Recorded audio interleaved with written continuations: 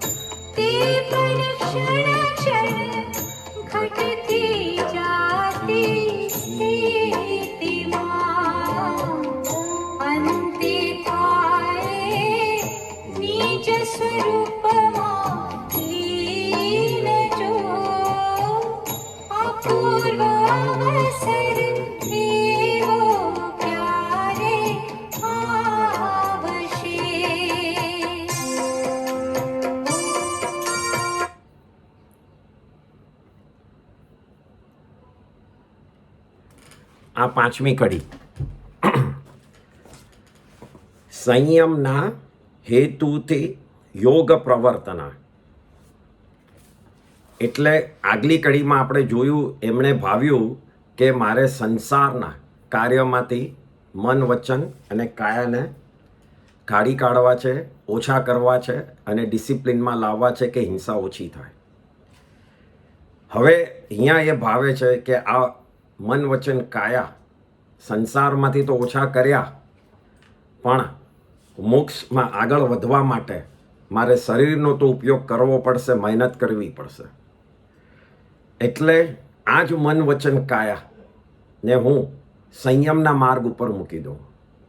જ્યાં સંયમ છે, જ્યાં હિંસા નથી, જ્યાં ભગવાને કીધેલો એ આદેશ છે, એ રસ્તા ઉપર હું આ મન, વચન, કાયાને છૂટા મૂકું. એ કરવાથી મારે આગળ વધવાનો ચાન્સ છે, આત્માને આગળ વધવાનો ચાન્સ છે. એમને જે ભાવ્યા છે એમાં સાધુના જે સંયમ પાળવાની છે એ વાત, કે સાધુ કેવી રીતે સંયમ પાળે. તો મહાવ્રત કરીને, વ્યાખ્યાન આપીને, પોતે ગોચરી લઈને સ્નાન ન કરે, નીચે ઊંઘે, વિહાર કરે, એ બધા જે કષ્ટ લે અને એ પણ આત્માના હિત માટે, આત્માના લાભ માટે લે, તો જ સંયમ કહેવાય.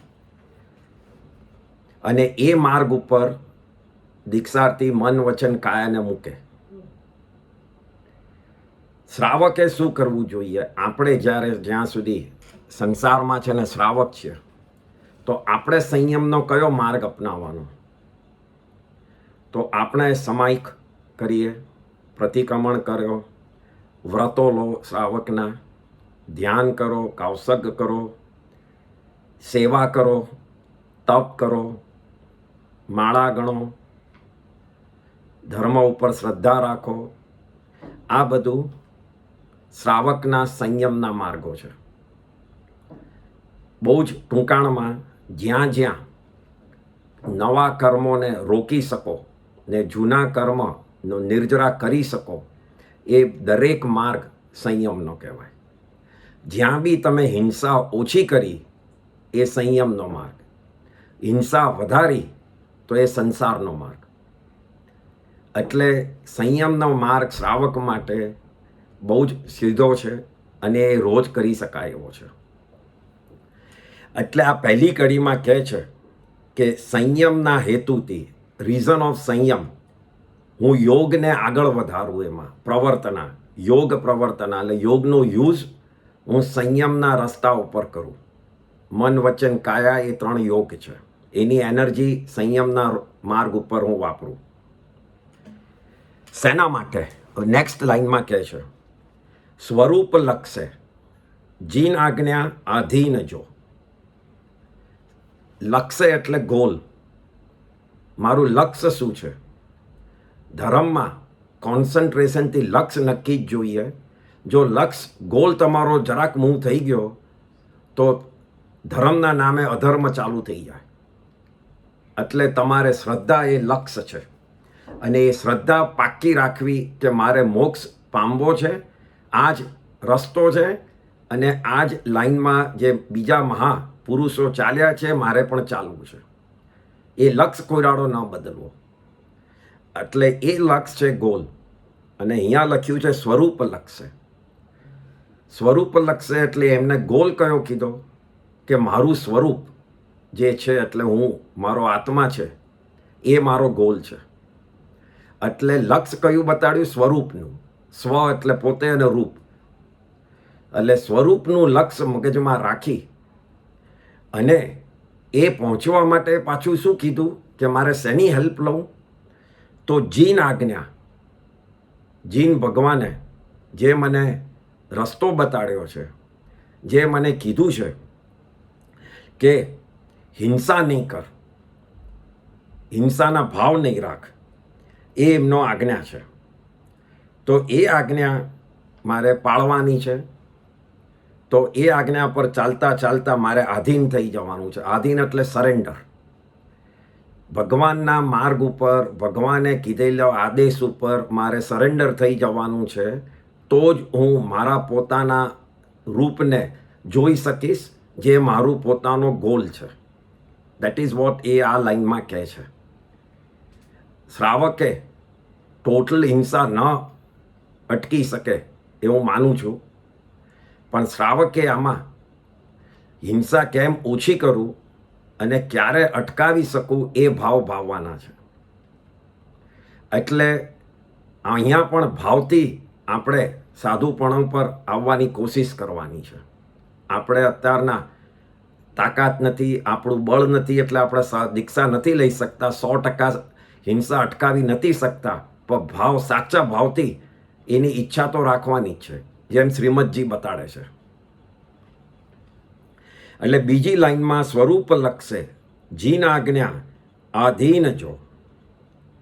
અને એ જીન આજ્ઞાથી હું આગળ ચાલતા ચાલતા હું ક્યાં પહોંચીશ? તો કહે છે તે પણ ક્ષણ ક્ષણ ઘટતી જાતી સ્થિતિમાં. એટલે ક્ષણ ક્ષણ એટલે સેકન્ડે સેકન્ડે, ઘટતી જાતી ઓછી થતી સ્થિતિમાં. કઈ સ્થિતિ? બાહ્ય સ્થિતિ, સંસારની સ્થિતિ, શરીરની સ્થિતિ. તો હું ભગવાનના રસ્તો, એમનો આદેશ છે એના ઉપર સરેન્ડર થઈ અને આગળ ચાલવાના ભાવ રાખીશ મારા આત્માને મળવા માટે. તો મારી બાહ્ય સ્થિતિ છે એ ઓછી થતી જશે અને હું કોન્ટેક્ટ મારા આત્માને જેમ જેમ વધશે એમ એમ શરીરનો કોન્ટેક્ટ ઓછો થશે. શરીર અને આત્મા બંને ઓપોઝિટ રીતે વર્ક કરે છે. જ્યારે શરીર જોડે બહુ કોન્ટેક્ટ હોય ત્યારે આત્મા જોડે ઓછો હોય, અને જ્યારે આત્મા જોડે કોન્ટેક્ટ વધે એમ શરીરનો કોન્ટેક્ટ ઓછો થતો જાય છે.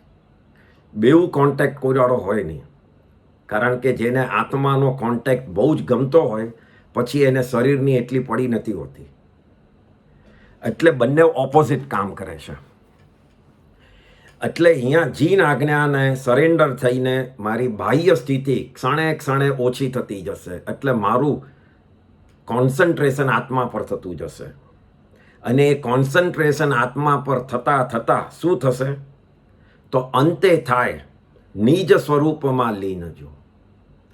એટલે જે મારો ગોલ હતો પોતાના આત્મામાં જવાનો અને આત્મામાં જ રહેવાનો, અને હું એની જ સાધના કરું, એ મને મળશે. પોતાનો ભગવાનનો રસ્તાને સરેન્ડર થઈ ગોલ પોતાના આત્મા સુધી પહોંચવા, બાહ્ય કોન્ટેક્ટ ઓછો થશે.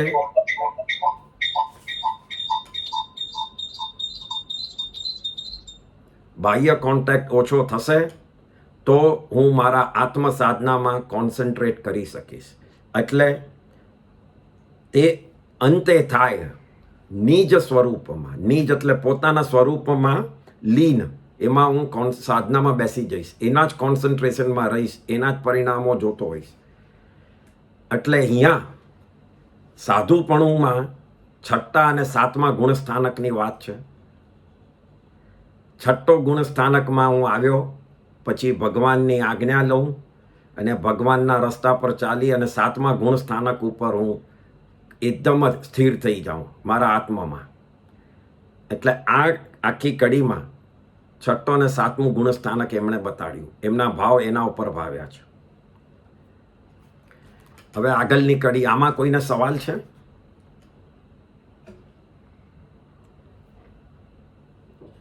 ઓકે, આગળની કડી લઈએ હવે.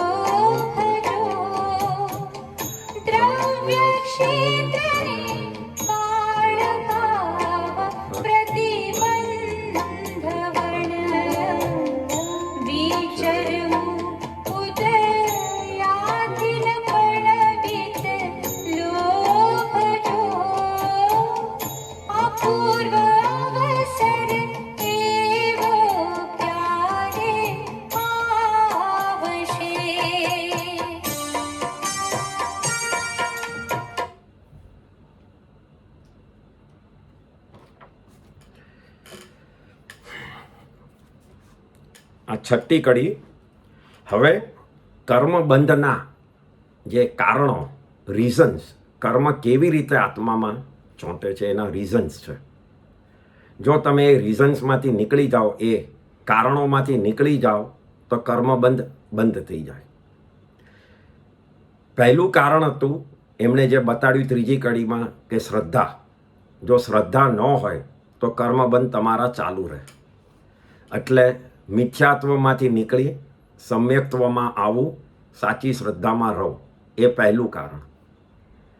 પછી એમણે કીધું કે હું હવે કોન્સન્ટ્રેટ કરું ચારિત્ર ઉપર, કારણ કે શ્રદ્ધા તો આવી ગઈ. એ શ્રદ્ધા લાવવા માટેનું જ્ઞાન પણ મેં લીધું. હવે હું ચારિત્ર પર કોન્સન્ટ્રેટ કરું, એના પર મારું ધ્યાન રાખવું. એટલે એમણે મન વચન કાયાને રોકી કાઢ્યા સંસારમાંથી. અને પછી એમણે આગળ જઈને મન વચન કાયાને ધર્મના માર્ગે મૂકવાનું નક્કી કર્યું અને એ ભાવ ભાવ્યા. હવે એનાથી આગળ કર્મબંધ અટકાવવા માટેના બીજા 2 કારણો છે. તો પહેલું કારણ છે પંચ વિષયમાં રાગ દ્વેષ વિરહિતતા. 5 વિષય. વિષય કયા છે?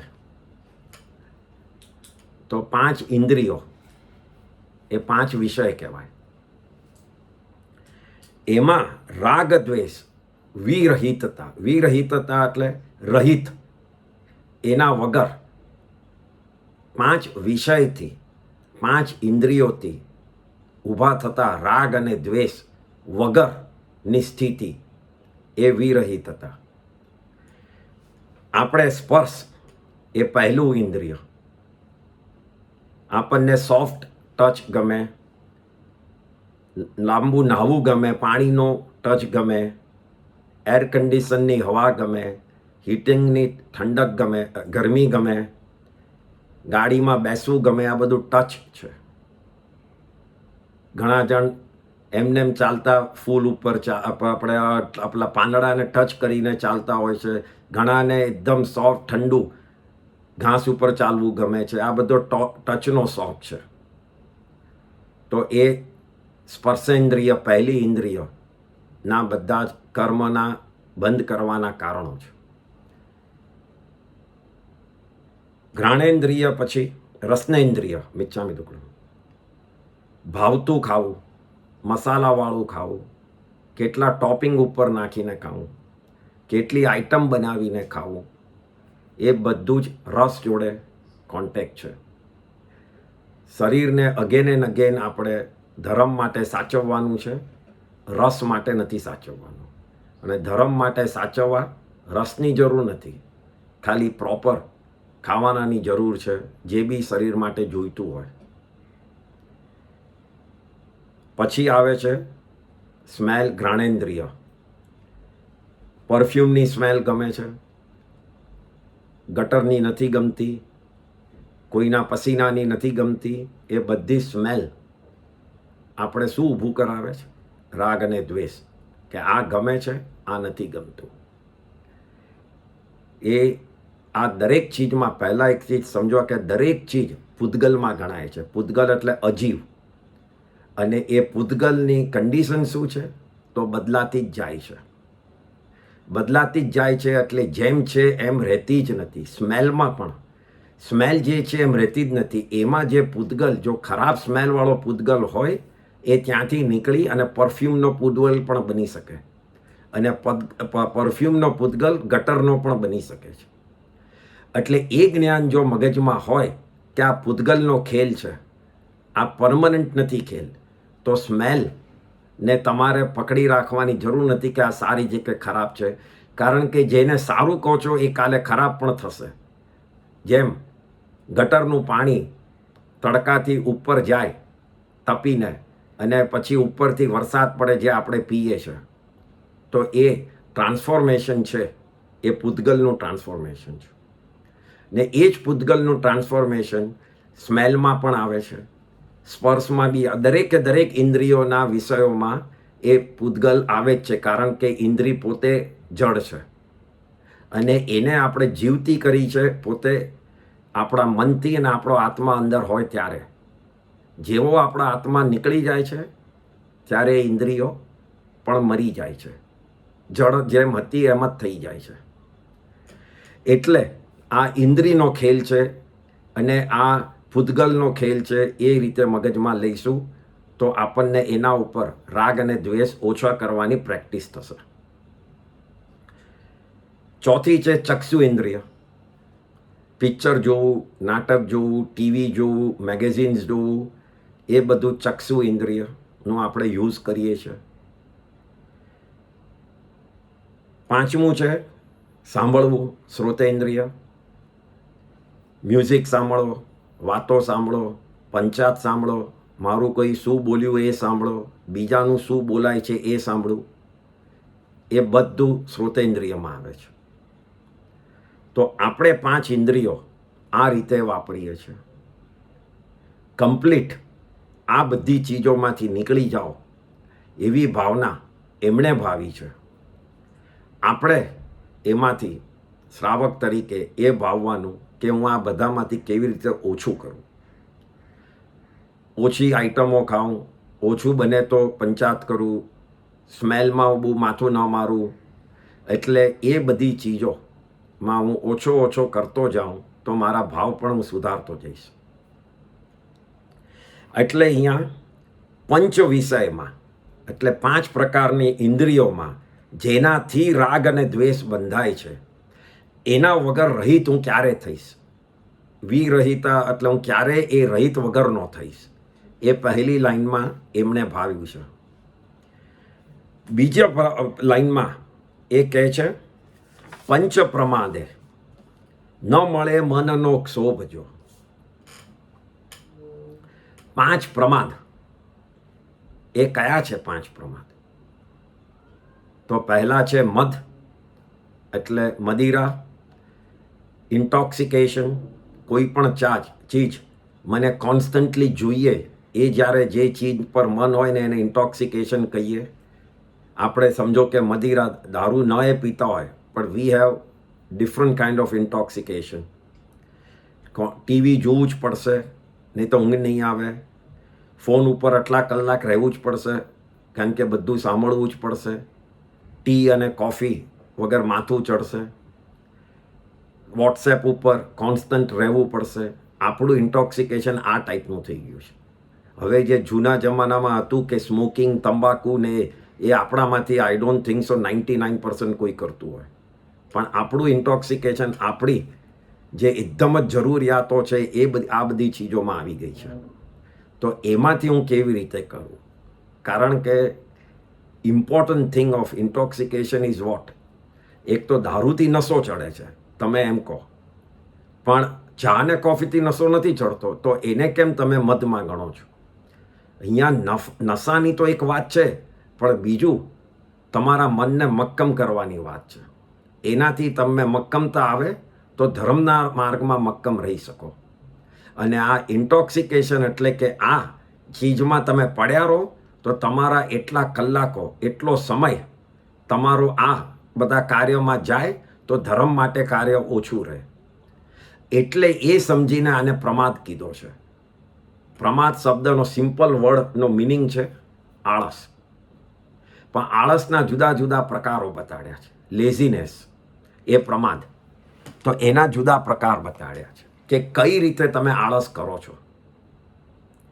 તો પહેલો છે કે આવી રીતે નશા ટાઈપમાં કોઈ પણ ચીજનો નશો, ચા પીવાનો, કોફી પીવાનો, ટીવી જોવાનો, ફોન પર રહેવાનો, એ બધા જ નશામાં ગણાય છે. તો એ નશો હું કેવી રીતે ઓછો કરું, એ પહેલું પ્રમાદ. બીજો પ્રમાદ છે જે ઉપર આપણે આવી ગયો એ વિષય એટલે 5 ઇન્દ્રિયો. તો 5 ઇન્દ્રિયોથી મોજશોખમાં રહીશ તો એ આળસમાં જ છે. કારણ કે ધર્મના માર્ગે જ્યારે નથી જતું એ બધું આળસમાં ગણાય છે. પહેલાં તો આળસ કોને ગણાય છે? કોઈ કહે કે હું એક્સરસાઇઝ કરું છું ને એ આળસ કહેવાય? તો ધર્મના એંગલથી હા, પણ તમારા વર્લ્ડના બોડીના એંગલથી ના, કારણ કે તમે એને હેલ્ધી રાખો છો. પણ ધર્મના માર્ગથી તમે ગણો તો હા, એને આળસ કહેવાય. કારણ કે તમે કર્મને અટકાવતા નથી. એમાં જ્યારે બી કર્મને નથી અટકાવતા એ દરેક કાર્ય આળસ કહેવાય. અને કર્મને અટકાવવાનું દરેક કાર્ય એ આળસ વગરની કહેવાય.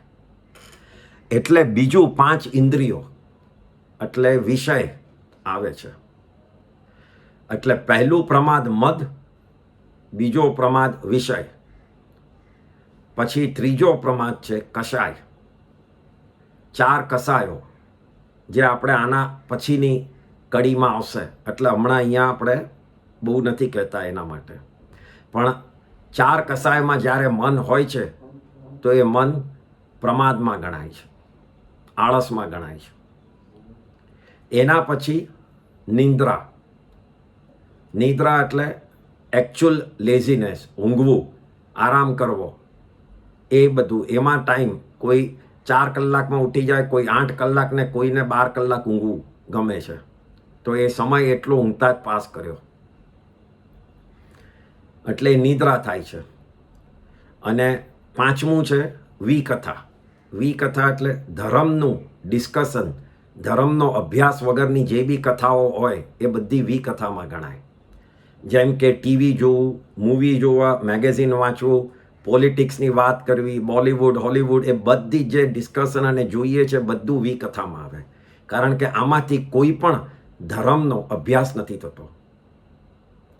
એટલે આ 5 પ્રકારના પ્રમાદ કહેવાય છે. અને આ 5 પ્રકારના પ્રમાદો સંસારમાં પકડી રાખે છે આપણને અને નવા કર્મો બંધાવે છે. એક ચીજ સમજો કે આની પહેલાના જેટલા બી મહાપુરુષો થઈ ગયા, જે મોક્ષ ઉપર મોક્ષમાં પહોંચ્યા છે, પધાર્યા છે, અને જેટલા બી પછીથી થશે, એ દરેકને સંસાર છૂટતો નથી. એ દરેકને અને દરેકે સંસારને છોડ્યો છે. છૂટતો નથી અને છૂટે એની રાહ નથી જોઈ, પોતે છોડ્યો છે. કારણ કે જ્ઞાનથી નક્કી કર્યું આજથી હું આ સંસારનું બધા કાર્યમાંથી નીકળી જાઉં, એમ છોડ્યો છે સંસાર. એ મહેનત કરી છે. છૂટવાની રાહ જોઈશું તો આયુષ્ય પૂરું થશે. એટલે છોડવાની મહેનત કરવાની છે. છૂટવા માટેનું નિમિત્ત અને એની રાહ નથી જોવાની.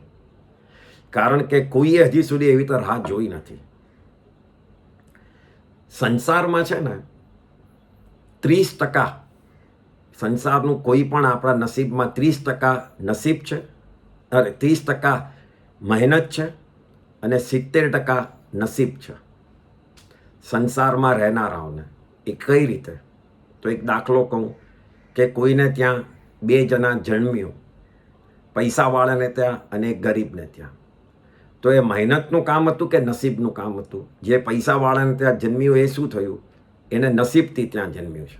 એ મહેનતથી ત્યાં નથી જન્મ્યો. અને ગરીબને જ્યાં જન્મ્યું છે એના નસીબથી ત્યાં જન્મ્યો છે. એવી રીતે તમારી છોકરીનું લગ્ન કોઈ સારા ઘરે થાય, પૈસાવાળાને, તો એ એના નસીબથી થયું.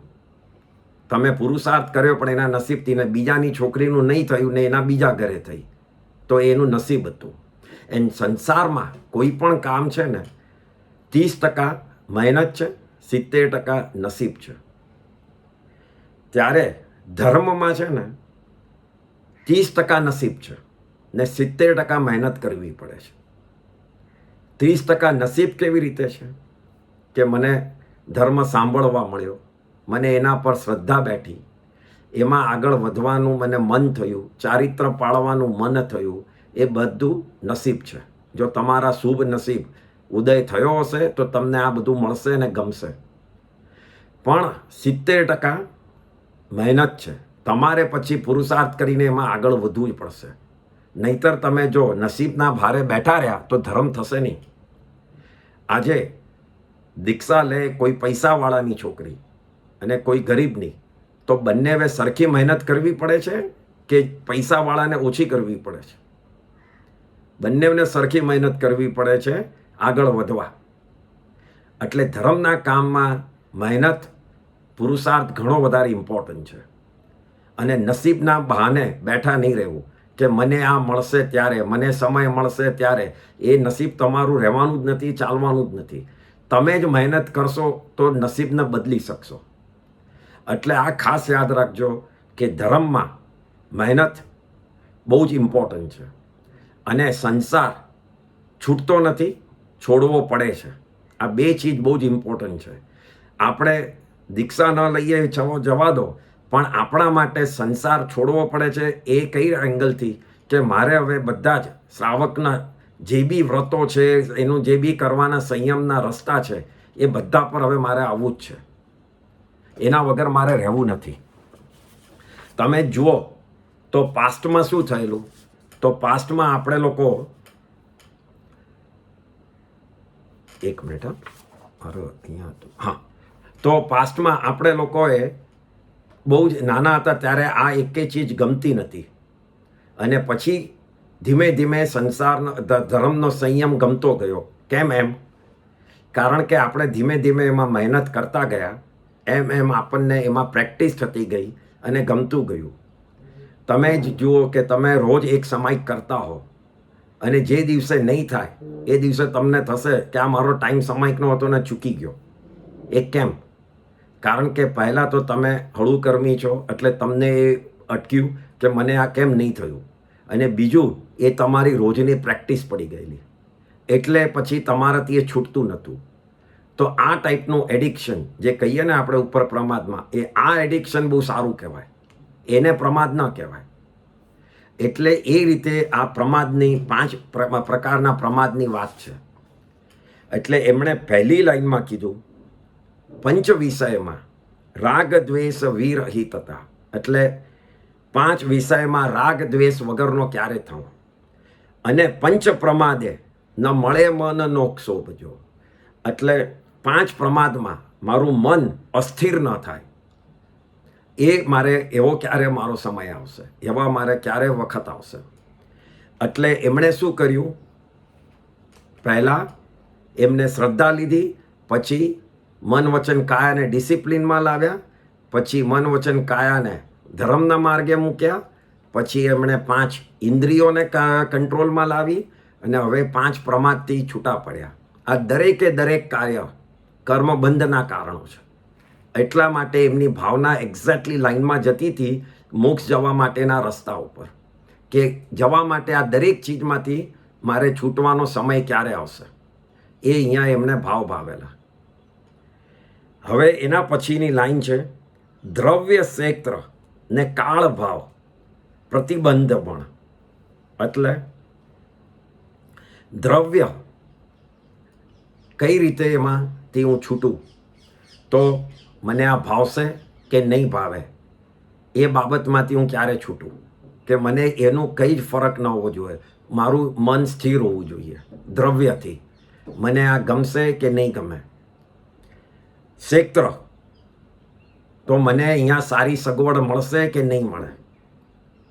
સમજો કે કોઈએ સાધુ કે સાધ્વી કશે જતા હોય તો અહીંયા મોટો અપાસરો મળશે કે નહીં, સારો અપાસરો મળશે કે નહીં, સ્થાન સારું હશે કે નહીં, એ ક્ષેત્ર થયું. કાળ તો અહીંયા શિયાળો કે ઉનાળો હશે, અહીંયા ઠંડક સારી હશે, અહીંયા ગરમી બહુ પડતી હશે, એનું પણ ધ્યાન નહીં, કારણ કે હું આત્મ સ્વરૂપમાં જ રહું છું. અને ભાવ એટલે મારી વાહવા ક્યાં થશે, ક્યાં મને વધારે માણસો મળશે કે મારું વ્યાખ્યાન બહુ સારું જાય, એ બધા જે ભાવો છે અને મારા જ્ઞાનની બહુ વખાણ થાય એ ભાવમાં આવે. તો આ દ્રવ્ય ક્ષેત્ર કાળ અને ભાવમાં હું લોભ નહીં કરું, એમાં હું એકદમ જ પ્રતિબંધ એટલે એમાં હું કંઈ પણ રાખીશ નહીં, મક્કમ અને ફ્લેક્સિબલ રહીશ કે મારે કોઈ ચીજની મને આમ જ જોઈએ એવું કોઈ વિચારણાઓ નહીં કરું, વિચાર નહીં કરું. હું બધામાં ફ્લેક્સિબલ, જે મળશે એ મને ચાલશે. મારું અંતિમ ગોલ અગેન ઇઝ આત્મ સ્વરૂપ. એટલે મને બાકીનું કંઈ પણ બહારનું કંઈ પણ મળશે મારે કંઈ જરૂર જ નથી.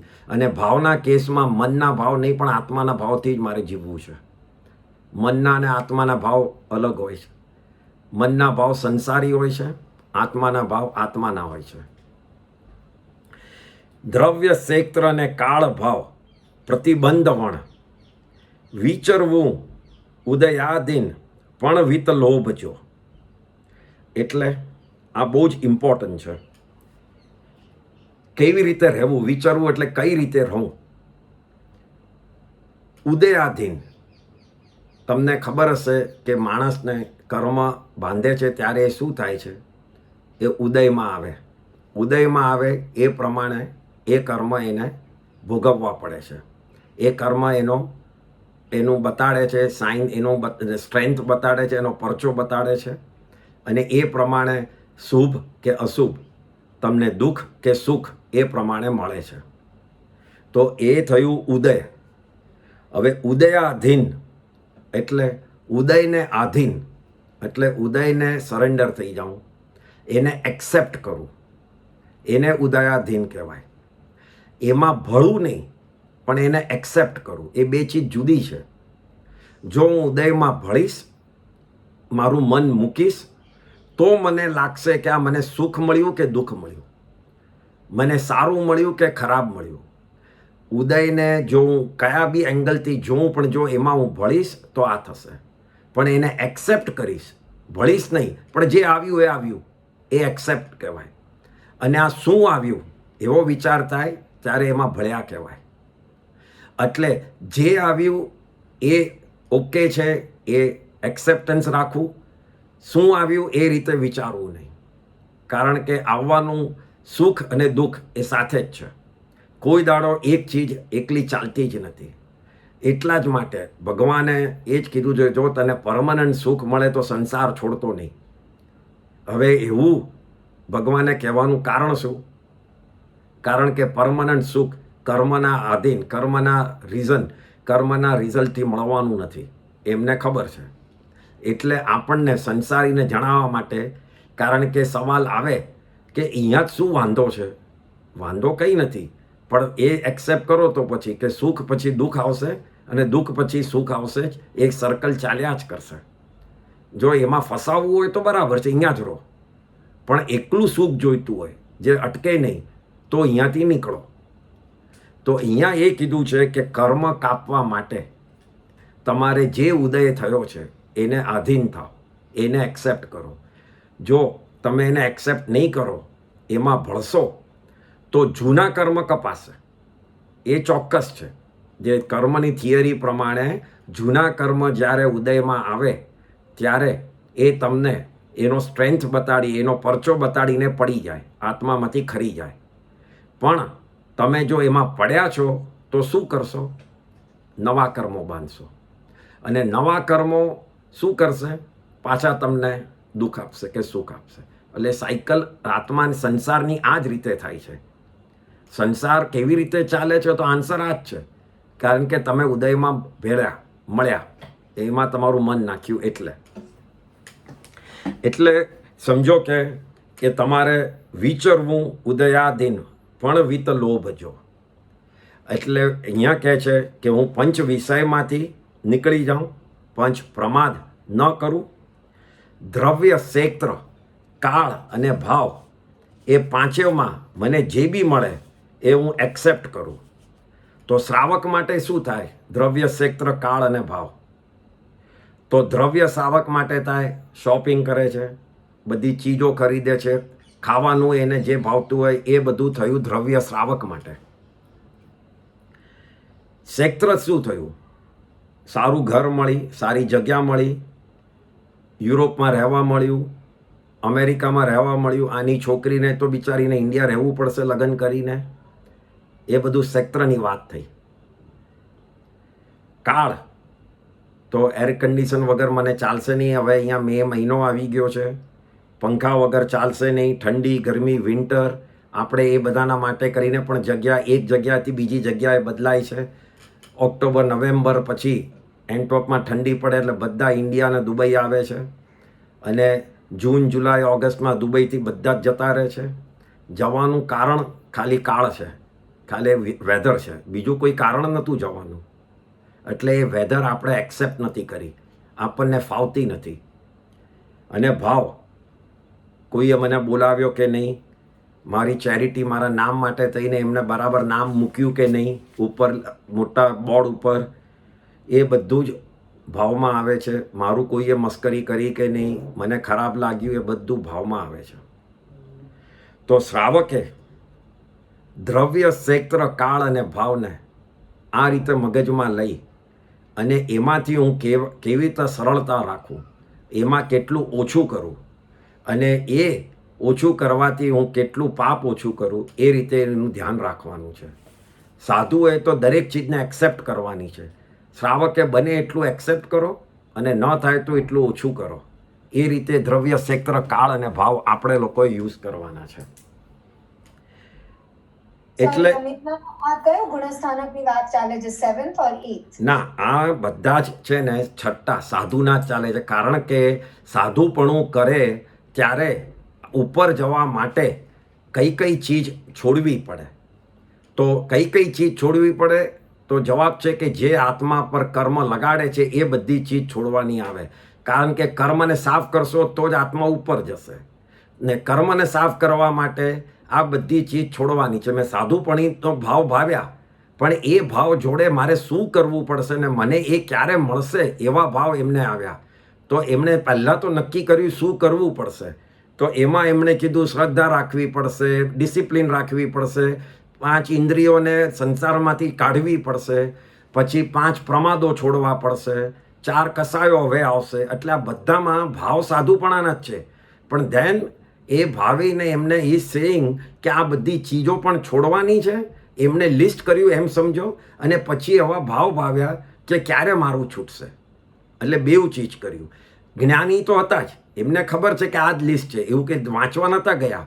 પણ યુ કેન સે કે આ બીજાને માર્ગદર્શક થાય, બીજાને પણ વે મળે, એના માટે એમને ભાવો પ્રગટ કર્યા કે બીજા પણ કોઈ શીખી શકે એમાંથી. બાકી પોતે શીખવા નહોતા બેઠા, પોતાને તો ખબર જ હતી. એટલે એ રીતે એમને આ ભાવ ભાવ્યા. અને આ પણ રસ્તો આગમનો જ રસ્તો છે કે આ બધું છોડ્યા વગર કર્મ છૂટવાના નથી, કોઈ હિસાબે નથી છૂટવાના. રાગ દ્વેષ છેલ્લે છોડવાના છે. આ જે રાગ છે એ સૌથી ભારે છે. આપણે લોકો બધા જ કહીએ છીએ ભગવાન અરિયંત ભગવાન કેવા છે? તો વિત રાગ કહીએ છીએ. કેમ?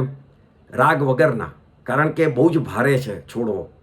અને રાગ છોડવા માટે આ કસાય, વિષય, પ્રમાદ એ બધું છોડવું પડશે.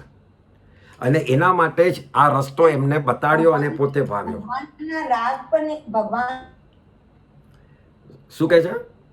ભગવાનના માટે એ રાગ કરવો ઇઝ ઓલ્સો ઇમ્પોર્ટન્ટ, રાઈટ? ભગવાનના માટે રાગ કરવો હમણાં આપણા લેવલમાં 5મા આરામાં આપણે જે સ્ટેજમાં છે, આન્સર ઇઝ યસ. પણ રાગ એ રાગ જ છે. ગૌતમ સ્વામીના સમયમાં તમે જુઓ તો ભગવાનનો રાગ એમને કેવળ જ્ઞાન નહોતું કરાવતું. એટલે છેલ્લે આત્માને જ પકડી રાખવાનો છે, ભગવાન ઉપરનો રાગ બી છોડવાનો છે. ભગવાન રસ્તો બતાડે છે, ભગવાન મોક્ષ નથી અપાવતા. મોક્ષ તમારો આત્મા લે છે પોતે, અને આત્મા પોતે પોતાની મહેનતથી લે છે. એટલે રસ્તો બતાડના એ ઘણીવાર તમે કોઈ રસ્તો બતાવતો હોય તો છેલ્લે તમે રસ્તા પર જાઓ ત્યારે છેલ્લે એને તમે છોડો કે નહીં? છેલ્લે તો તમે જ પહોંચી જાઓ છો ને. એને ગાડીમાં બેસાડીને તો લઈ નથી જતા. એવી રીતે ભગવાનને લઈને તમે મોક્ષ નથી જવાના. ભગવાનને નમન કરી એમને થેન્કફુલ થઈ ને પોતે જવાના છીએ. એટલે ભગવાન ઉપરનો રાગ આજે બીજે કશે મારું મગજ જાય, મન જાય અને ખોટા વિચારોમાં જાય, એને બદલે ભગવાનનો રાગ સારો. એ રીતે વ્યવહારથી બહુ સારો. પણ જો કોઈનું સ્ટેજ ખાલી આત્મ સ્વરૂપમાં થઈ ગયું હોય તો એમને પછી ભગવાન ઉપરનો રાગે કરવાની જરૂર નથી. એવા લેવલ ઉપર જવાનું છે. આગમમાં લખ્યું છે કે મોક્ષનો બી રાગ નથી કરવાનો. કારણ કે મોક્ષ રાગ કરો કે મને મોક્ષ જોઈએ છે, એનો મિનિંગ કે તમને કઈ ચીજ જોઈએ છે. આત્માને કોઈ ચીજ જોઈતી જ નથી. એ રીતે જ છેલ્લે રહેવાનું છે. મોક્ષ ઓટોમેટિકલી છે. કોઈ આત્માને રોકી નહીં શકે કે તને એન્ટ્રી મળશે કે તને નહીં મળે. આત્મા જો એનામાં જ રહેશે તો એનો મોક્ષ થયેલો જ છે. એટલે મને મોક્ષ જોઈશે એમ કહીએ તો એકચ્યુઅલી બહારથી કંઈ જોઈશે એવી વાત આવે છે. ત્યારે ધર્મમાં, આપણા જૈન ધર્મમાં કીધું છે બહારથી એકેય ચીજની જરૂર નથી, બધું જ અંદર છે. મોક્ષ બી અંદર છે. એટલે છેલ્લે એવા સ્ટેજમાં છે કે મોક્ષની પણ મને જરૂર નથી, મોક્ષની પણ મને ઈચ્છા નથી. એટલે રાગ એવી ચીજ છે કે છેલ્લે આવા સ્ટેજમાં છોડવો પડે છે. એટલે ભગવાનને પણ રાગ ન કરવો એ આગળમાં, હમણાં કરવો એ વ્યવહારથી બરાબર છે. એટલે ઉદયાધીન વિચરવું, ઉદયાધીન પણ વિત લોભજો. એમાં બીજી વાત છે કે હું ઉદયને એક્સેપ્ટ કરું, નિમિત્તને ન દોષું. કેમ? નિમિત્તને કેમ ન દોષું? તો નિમિત્તને ન દોષવાનું કારણ એ છે કે નિમિત્તે મને કંઈ જ નથી કરાવ્યું. નિમિત્ત એટલે ધ પર્સન જેનાથી તમને એમ લાગે કે એણે મારું બગાડ્યું, કે મારું સારું કર્યું, કે મને ખરાબ બોલ્યો, કે મારું છોકરીની સગાઈ બગાડી. કંઈ પણ તમને જે બીજા માટે વિચાર આવે એ નિમિત્ત. બીજો કોઈ માણસ તમારું આ કરે છે, તમને જ્યારે એવો વિચાર આવે તો એ બીજો માણસ તમારો નિમિત્ત થઈ ગયો. એ અહીંયા બહુ જ સિમ્પલ અને બહુ જ ઇમ્પોર્ટન્ટ શીખવાનું છે. નિમિત્તને હું દોષી ન ગણું એ ભગવાને પહેલું જ કીધું છે કે નિમિત્તને કોઈ દાડો દોષી ગણતા નહીં. કેમ?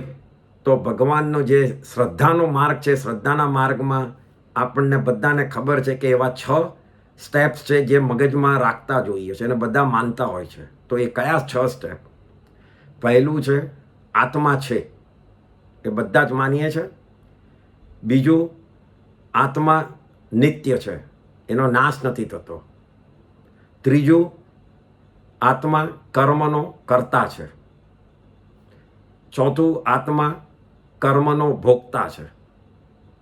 પાંચમું, મોક્ષ છે. અને છઠ્ઠું, મોક્ષનો ઉપાય છે. આ 6 ફંડામેન્ટલ ટ્રુથ છે જૈન ધર્મના. એમાં તમે ત્રીજું જુઓ તો એમ કીધું છે આત્મા કર્મનો કર્તા છે, અને ચોથું જુઓ તો આત્મા કર્મનો ભોગતા છે. જો એ જ બે તમે સમજ્યા હો તો સવાલ એ છે કે જેણે કરતા છે એ જ ભોગતા હોય તો બીજો માણસ ક્યાંથી આવ્યો વચ્ચે? ત્રીજા માણસે તમારું શું બગાડ્યું? તમે જ કરેલું છે, તમે માનો છો, ને તમે જ ભોગવો છો એ પણ તમે માનો છો. તો બહારનો માણસ તમારું કેવી રીતે કરી શકે કાં તો કેવી રીતે ભોગવી શકે? બહારનું પોતાનો માણસ એના કર્મ તમને ભોગવવા આપી શકશે? નહીં આપી શકે. તમે તમારા કોઈ ફેમિલી મેમ્બરને તમારા કર્મ આપી શકશો ભોગવવા? નહીં આપી શકો. તો પછી તમે બીજાનો વાંક શું કામ કાઢો છો જ્યારે તમને કંઈ થાય ત્યારે? એ બીજાનો વાંક કાઢો એટલે કર્મ બંધ કરો છો. નિમિત્તના વાંક કાઢવાથી કર્મ બંધ થશે જ. એટલે આ પોઈન્ટ ખાસ મોઢે રાખવું જ. એના માટે કરી અને આ તમને મેં જે કીધું કે આત્મા કરતા છે ને આત્મા ભોગતા છે, એ ચીજને ઓલવેઝ મગજમાં રાખવું. નિમિત્તનું એક્સપ્લેનેશન કે કેવી રીતે ઓછા કરવા એ આપણને શ્રાવકને બહુ ઇમ્પોર્ટન્ટ છે. કારણ કે આપણે રોજ એમ કહીએ નિમિત્તને દોષ નહીં આપો, નિમિત્તને દોષ નહીં આપો. એમ કહ્યા કરીએ, પણ એ પોસિબલ નથી. મારાથી બી નથી, તમારાથી બી નથી. એ બોલાઈ જ જાય છે. કોઈ મોટા દોષો પણ થઈ જાય છે. કોઈ નાની નાની બાબતમાં કે તે આ શું કર્યું, આમ કર્યું, તે આજે એસી નહીં કર્યું એટલે મને ગરમી લાગી, આ એકદમ નાની નાની પરચુરણ વાત, તે પેટ્રોલ નહોતું ભર્યું એટલે આ કર્યું. અરે એ બધી નાના નાના નિમિત્તોની વાત છે કે મારું કામ નહીં થયું. મોટા નિમિત્તની વાત છે કે કોઈએ મારું બગાડ્યું એટલે મને નુકસાન થયું. મને આ મારા ભાઈએ ઝઘડો કર્યો, મારા પૈસા લઈ ગયા એટલે હું ગરીબ થઈ ગયો. કોઈએ મારી છોકરીનું ખરાબ વાત કરી એટલે સગાઈ નહીં થઈ. એ બધા મોટા નિમિત્તો છે. તો નાના કે મોટા એમાં આપણે બીજાને દોષી ઠરાવીએ છીએ, એ પોસિબલ છે અને થાય જ છે. હું અગ્રી કરું છું શ્રાવક તરીકે. આપણે હજી મન એટલું સ્ટ્રોંગ નથી. તો એ વખતે આપણે શું વિચારવું જોઈએ? તો એ વખતે રોજની જેમ પ્રેક્ટિસ, એ નિમિત્તો આવે પહેલાં નવકાર મંત્ર ગણીએ છીએ એમ પ્રેક્ટિસ કરવી જ જોઈએ કે ઉદય મારો છે તો નિમિત્તનો શું વાંક છે, ઉદય તો મારો છે, નિમિત્તનો શું વાંક છે. એવી ટાઈપનું વિચાર રોજ કરવું જ, દિવસમાં 3 વાર કરવું. તો એનાથી તમને મગજમાં એ એકોઝ રહેશે જ, તો તમને થોડાક બી ઓછા થશે. ઉદય તો મારો છે તો નિમિત્તનો શું વાંક છે. પછી બીજું, સ્વાધ્યાય કરતા રહેવું, ભણતા રહેવું. તો એમાં બી તમને જુદા સ્વાધ્યાયમાં તમને ગમે તે એંગલથી તમને સમજાવશે જ કે નિમિત્તને કોસો નહીં. એ દરેક, કારણ કે જૈન ધર્મમાં છે ને, એમ તમે સમજો તો 10 જ ચીજ છે કરવાની. સમજો કે 8 કર્મ છે, 9 તત્વ છે, આ આપણે નય છે, પ્રમાણ છે, એવી રીતે 10 જ ચીજ છે, કસાય છે, એવું બધું. પણ એ જુદા એંગલથી કેમ એ જ શીખવાડવામાં આવે છે? એનું કારણ એ છે કે આપણે સીધી રીતે એક એંગલથી સમજતા જ નથી. આપણા જ માટે બધા જુદા એંગલથી શીખવાનું આવે છે. શીખવાનું સેમ છે, પણ આપણે જો એક વારમાં સમજી શકતા હોય તો 10 વાર કહેવું ન પડત. એટલા માટે આપણા પોતાના માઇન્ડને સ્ટ્રોંગ કરવા અને માઇન્ડને યાદ રખાવવા માટે એ સ્વાધ્યાય કરીને વારંવાર એના વિચારો કર્યા કરવા જોઈએ.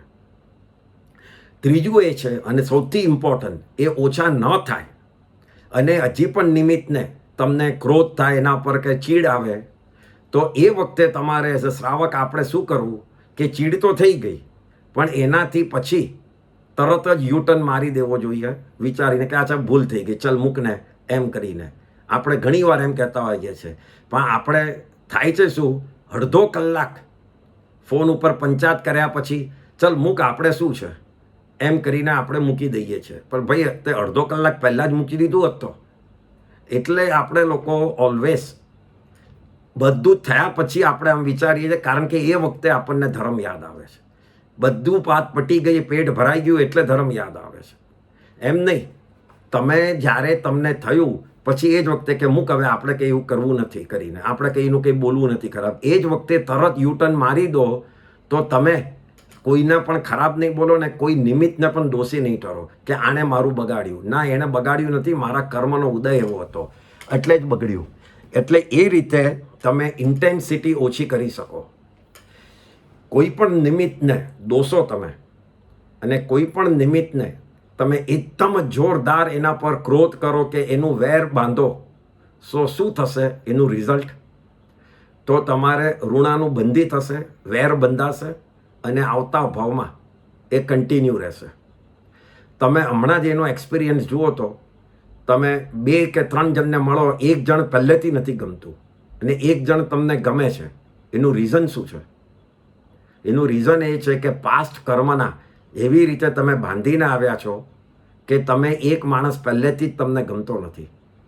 એ તમે એવું વેર બાંધ્યું હશે કે એનાથી એ ડિવિઝન પડી જાય છે. ને એટલા જ માટે આપણા ધર્મમાં કહે છે કે મગજમાં તમે રોજ રટણ કરો કે આત્મા બધાના સરખા છે. એટલે તમને કોઈ દુશ્મન સામે આવે કે ન ગમતો માણસ આવે સામે, ત્યારે તમને એમ મગજમાં આવી જાય કે બધા આત્મા સારા છે. આ બધું જ પ્રેક્ટિસ કરવાની વાત છે.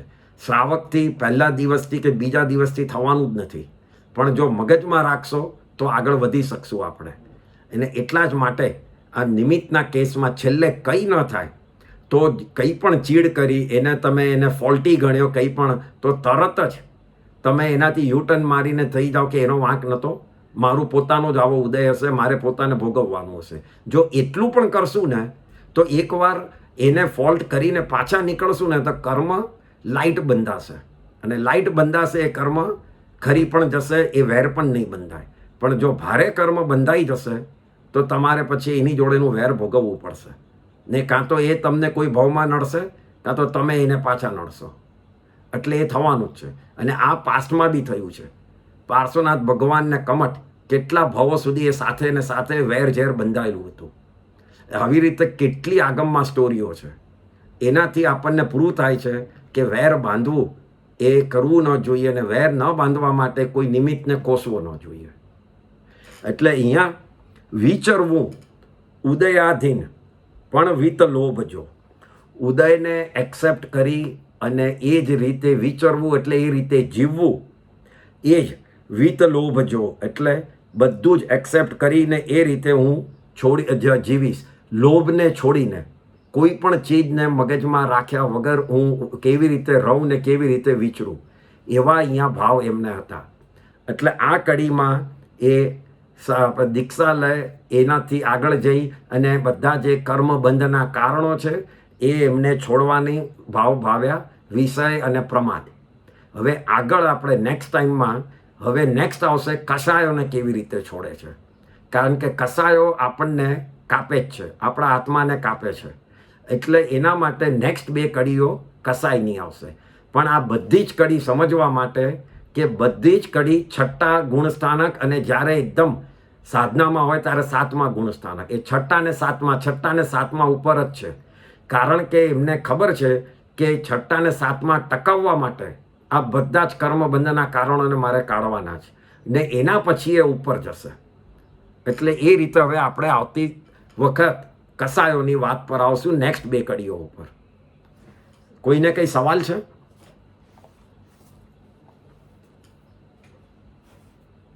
ઓકે, તો પછી હવે આપણે આવતી વખતે હા અમિતભાઈ એક જ સવાલ છે. હું જરા હમણાં લેટ આવ્યો. સંગીતાનો સવાલ છે. એક જાણવા માંગે છે કે કર્મ અને નસીબ એટલે કર્મ પૂછે છે. ના, નસીબ એટલે કર્મનું રિઝલ્ટ. કર્મ બંધ એ એક ચીજ છે, અને કર્મ બંધથી તમને જે ઉદય આવે ને જે મળે એ તમે એને નસીબ કહી શકો. એટલે 2 ચીજ જુદી છે. તમે જેવું કર્મ બંધ કરશો એનું રિઝલ્ટ એવું આવશે, અને એ જે રિઝલ્ટ આવશે એ તમારું નસીબ થયું. એટલે નસીબ તમે જ લખી શકો. એટલા જ માટે કહે છે કર્મ ઉદય વખતે તમે કર્મ બાંધતી વખતે તમે નક્કી કરો. ઉદય વખતે તમે રડશો તો કોઈ અર્થ નથી. ઉદય ભોગવવો પડશે. બાંધતી તમારા હાથમાં છે. એટલા જ માટે આપણે ઘણીવાર કહે છે નસીબ તમારા જ હાથમાં છે. કઈ રીતે? તો એ કર્મને ઉદયને બદલવામાં નહીં, પણ ઉદય વખતે તમે કઈ રીતે તમારી જાતને રાખો છો, ડિસિપ્લિનમાં રાખો છો, એ રીતે તમારું નેક્સ્ટ નસીબ બંધાશે. એટલે નસીબ તમારા હાથમાં છે એમ કહેવામાં આવે છે. એટલે ઉદય વખતે કયા સ્ટેજમાં રહેવું ને એનાથી વધારે કોઈ ઇમ્પોર્ટન્ટ છે જ નહીં નવા કર્મબંધ માટે. અને એક જ સવાલ, આપણે આ જન્મમાં તમે તમારું નસીબ એટલે કર્મો તમે સારા કરીને you can increase your credit balance in that, અને તમે તમારા કર્મો સારા કરી શકો નેક્સ્ટ જન્મ માટે. કર્મ તમે દરેક વખતે શુભ અને અશુભ બંને કરી શકો છો. શુભ કર્મનો તમારું બેલેન્સ વધ્યું તો એનાથી શું ફાયદો થાય? તો તમને કોઈ શુભનો યોગ થાય અને તમારા ભાવ જ એમાં ટકી રહે. તો અમુક અશુભ કર્મ એવા હોય છે કે જે પડી જાય છે એમને તમને એનો ભોગવ્યા વગર, એને ભોગ્યા વગર. અને અમુક અશુભ કર્મ એવા થાય છે કે શુભમાં જ અંદર મળી જાય છે. ઇટ્સ લાઈક તમે બહુ જ આપણે પેલું ખાટું થઈ ગયું અને એકદમ ખાંડ નાખી દીધી હોય તો ખટાશ બી એમાં થઈ જાય ને ભેગી. એવી રીતે શુભ અને અશુભનું પણ છે. શુભ કર્મ તમે બહુ બાંધ્યા અને એમાં જ તમારું ધ્યાન રહ્યું તો ઘણા તમારા અશુભ કર્મ એમાં ટ્રાન્સફર થઈ જાય તો તમારે અશુભ ભોગવવા નથી પડતા. પણ જે અશુભ ટાઈટ એકદમ જ કડક બાંધ્યા હોય, જે નિકાચિત કહીએ છીએ આપણા ધર્મની ભાષામાં, એ તો ભોગવવા જ પડે છે. અને એવી જ રીતે ઉલટું છે. તમે જો અધર્મમાં જ વધારે રહ્યા અને તમારા ભાવને બધું ખરાબ જ રાખ્યું તો તમારા અમુક શુભ કર્મ બી એમાં ઘૂસી અને વપરાઈ જશે, તો તમને શુભનો ઉદય ઓછો થશે. એટલે તમારે ભાવ કઈ રીતે રાખવું, મારે જીવન કેવી રીતે જીવવું, અને એ જીવન જીવવામાં ઉદય વખતે મારે કેવું ધ્યાન રાખવું એ બહુ જ ઇમ્પોર્ટન્ટ છે ફ્યુચરના ભાવો માટે. અને એ જ માટે ભગવાન કહે છે કે આવો ભાવ મળવો એ બહુ દુર્લભ છે, આ બધું જ્ઞાન મળવું, કારણ કે આ બધું ટેકનિકલ જ્ઞાન છે અને ટેકનિકલ જ્ઞાન તમને જૈન ધર્મ વગર મળશે નહીં.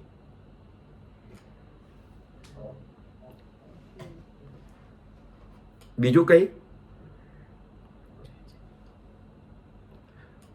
તો પછી હવે આવતા શનિવારે હવે